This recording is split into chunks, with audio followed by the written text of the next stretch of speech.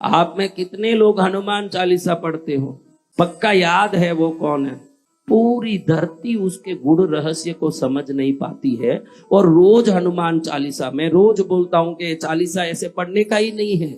इसको तुलसीदास जी पागल नहीं है जो इतने सरलता से लिख दें। और आज कोई बड़ा साधु के कोई तत्व ज्ञानी नहीं है कि उसके गुण रहस्य को समझ पाए। मेरे को एक बार जिज्ञासा हुई कि ये हनुमान चालीसा ऐसी चीज दिखती है जिसको पढ़ने के बाद बाधा भय से दूर हो सकते हैं, तो इतने सरलता से तो तुलसीदास जी लिखे नहीं होंगे। तो मैंने पद्मावती माँ को पूछा कि माँ इसका रहस्य क्या है? तब पद्मावती ने जो बताया, मुझे जो चौंकाने वाला रहस्य था, कोई सिर्फ पहला 2 लाइन बोलो ना, मैं उसका रहस्य बताऊं तो फिर आप देखो कि 40 लाइन में क्या क्या रहस्य होंगे, आप पागल हो जाओगे। इतना एक हनुमान चालीसा का व्यवस्थित पाठ हो जाए, आपका घर स्वर्ग हो जाए, इसमें कोई डाउट नहीं। लेकिन कोई 2 लाइन बोलो तो खड़े होके बोलो माता। श्री गुरु चरण सरोज। वहीं रुक जाओ। क्या बोला उन्होंने? तो पागल नहीं है हनुमान जी, पागल नहीं है तुलसीदास जी। उन्होंने श्री गुरु बोला। क्या बोला? तो श्री गुरु बोलते हुए वो भ्रमरंध्र को ध्यान करने की गुप्त रहस्य को बोल रहे हैं। ये पद्मावती माँ ने मुझे बताया। क्योंकि जब गुरु मुद्रा की जाती है, कौन सी मुद्रा? तो भ्रमरंध्र पर की जाती है। क्योंकि आदि गुरु भगवान शंकर हो या अपने गुरु हो, उनको मस्तक के इस सहस्रार चक्र में ही बैठाया जाता है। यानी अब देखो, लाइन से सुनो, 2 लाइन में इतनी बात है तो 40 लाइन में कितनी बातें होगी आप समझोगे। पहले वो बोल रहे हैं श्री गुरु। क्या बोल रहे हैं? चरण बोल दिए। अब वो देखो, गुरु चरण को तो सहस्रार चक्र में स्थापित किया जाता है। ये मंत्र साधना का या आराधना परंपरा की विधि है। कहाँ बैठाना है? जब आप हनुमान चालीसा चालू करो तो श्री गुरु चरण बोलते समय ऐसे करना चाहिए।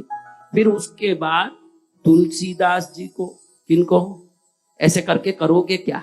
ऐसे करके करोगे क्या महाराज? ऐसे करने से होगा?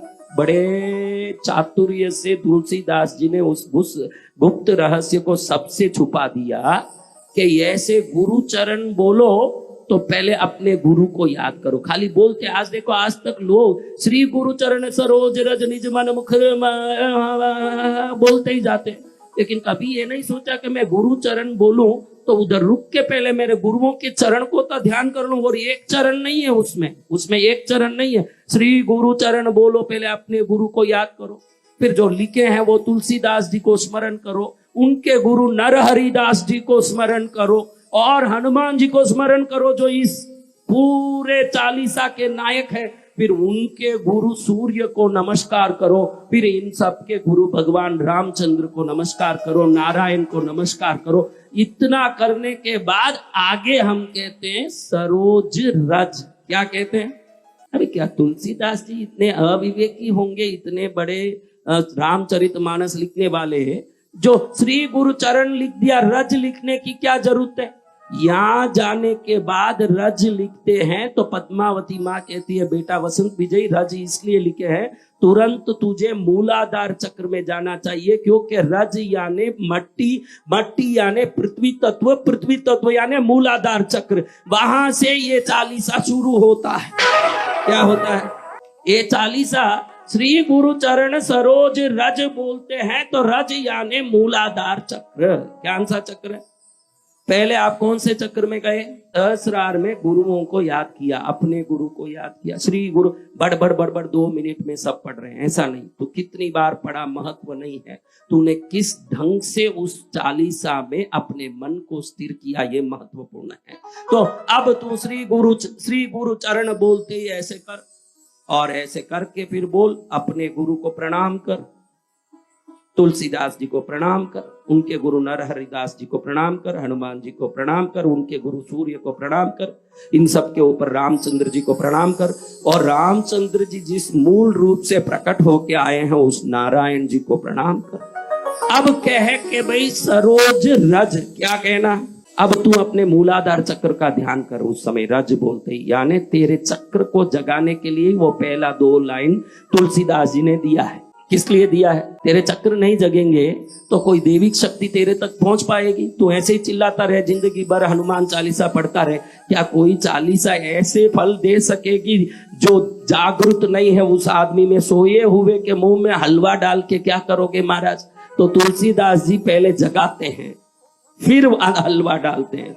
सरोज रज के बाद क्या बेटा, क्या है? रज बोला। क्या बोला?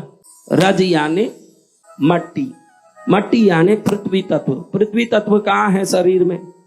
तो सीधा मूलाधार से शुरू करते हैं, यहां गए और वहां गए, यानी ऊपर से नीचे तक का कनेक्शन पहले लाइन में ही उन्होंने लगा दिया। श्री गुरु चरण सरोज रज, निज मन मुकुर सुधारी, बरनउँ रघुवर विमल जसु, जो दायक फल चारी। देखो भाई, बस बेटा, सरोज क्या बोला उन्होंने? रज क्या बोला? मैंने बता दिया कि रज यानी मूलाधार तत्व, पृथ्वी तत्व। अब पहले वाले सरोज को पकड़ो। सरोज, सरोज यानी क्या महाराज? कमल। श्री गुरु चरण कमल को निज मन मुकुर सुधारी। कमल क्या चीज? कमल कहाँ रहता है महाराज? कमल कहाँ रहता है?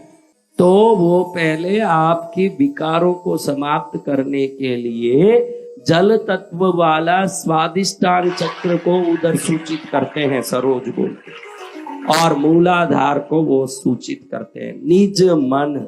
निज मन क्या बोलते हैं? निज मन। मन कहाँ है? वैसे योग शास्त्र कहता है कूटस्थ में मन है।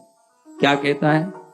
कूटस्थ यानी ये त्रिवेणी, गंगा जमुना सरस्वती, त्रिवेणी को जहाँ संगम होता है, कूट इकट्ठा होता है, उसको कूटस्थ कहते हैं। कूटस्थ में मन है, ऐसे योग साधना कहता है। लेकिन हम ज्यादातर तो हृदय में मन को मानते। कहाँ मन मानते? मेरा दिल आजकल ठीक नहीं है, मेरा मन ठीक नहीं है, तो शास्त्र मन को यह मानता है।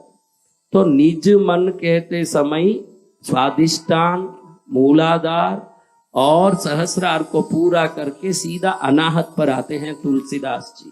आपके सातों चक्रों को जगाने का योग रहस्य के प्रथम 2 लाइन पकड़ना हो तो हनुमान चालीसा है। बाकी 40 लाइन में कम से कम 1400 रहस्य छुपे हुए हैं। और निज मन मुखर, मन से मुखरना, मुकरना यानी बोलना, मुखर।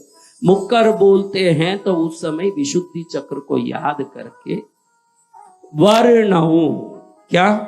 वर्णहूं, बातों को बोलूं, तब विशुद्धि चक्र को याद करते हैं, वर्णहूं। सुधारी, सुधारना, क्या करना? सुधारी बोलते हैं। कब सुधरेंगे भाई? जब हमारे जन्मों के कर्म सुधरेंगे तो हम सुधरेंगे ना। जन्म कर्म का आधारभूत तत्व ये जो मणिपूरक चक्र है उसको वो याद करते हैं।